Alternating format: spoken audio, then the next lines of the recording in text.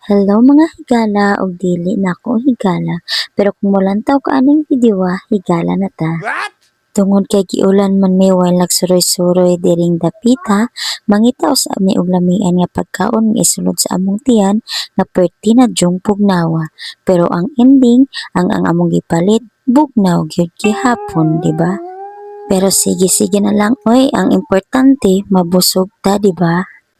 Perted yung kaon sa inyong mga higala dihang dapita para kung mabuang kuno, kusgan sila. Oh Nangita na dahil mi no! og store diri para makapalit mi og raincoat kay alas 5 na gyud na diri ang dapita. So mahapna na gyud mi. And finally naka-raincoat na bahalag baratohon ra importante dili mabasa. Anong vlogger?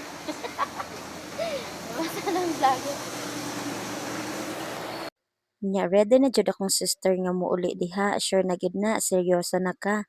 Ug sa dihang nakahinumdom siya nga kinahanglan niyang mopalit og Rexidol tambal sa pamaol kay panuhot man jud ang gawas ani ron, di ba? While naglakat mis padulong sa amo ang motor so daghan na jud tubig sa kalsada, nabasa jud ang akong sapatos nga balig 100 pesos ra.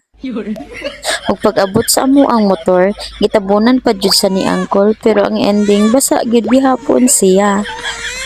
Ug during sa among biyahe dili nato malikayan nga kita maaberya. So nagupok day ang akong bearing dinha ug ang akong rubber damper hapit na mogawas. Maong nihunong mi ug nangita mo iktindahan nga makahulog mi og wifi aron makakontak ug makatawag mi og rescue. Tan-awa nga mo ang mga hitsura diha guys. Basa na gyud kaayo mi maong nagpalit mi og kape sa tindahan aron mainitan ang among tiyan. Ug sa wala madugay naabot na jud ang amo ang rescue. O shout out sa ako ang bana nga Isakay puryabuyag. na lang na. Perti jong gwapuha.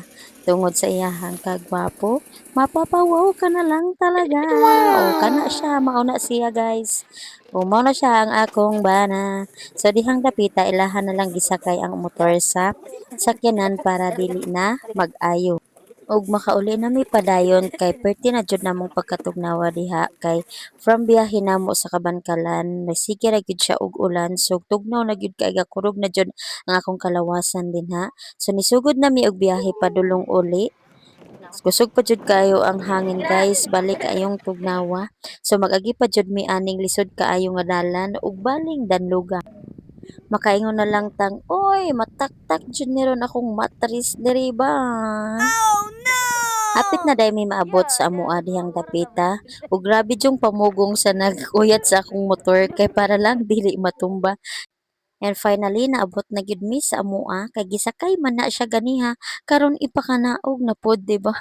Grabe gyud ang pangusog sa mga person kay syempre bugat manggod na. And finally, home safe na jud ang inyong higala nga nagkurog-kurog na.